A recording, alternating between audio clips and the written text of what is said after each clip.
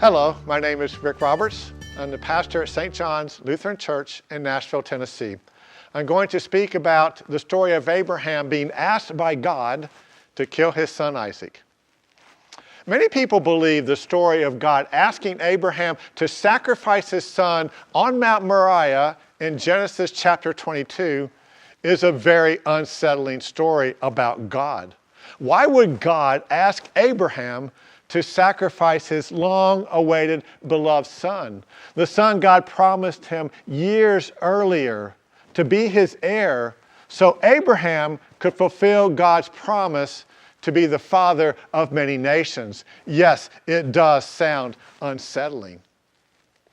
This story can be seen as God changing the world's view of God, to know God as a God of giving and promising life, not bringing death. Many people during that time of history believed the worldly gods required their people to sacrifice their children to please them or to appease them. So when God asked Abraham to sacrifice Isaac, it could be seen as him preparing to do what was a normal, faithful thing for the people of that day to do. However, just as Abraham was about to plunge the knife into his son, an angel of the Lord called to him from heaven and said, "Abraham, Abraham." And he faithfully replied, "Here I am." God said, "Do not lay your hand on the boy or do anything to him. For now I know that you fear God, since you have not withheld your son, your only son, from me." God then confirmed his covenant promise, his agreement for Abraham to be the father of many nations.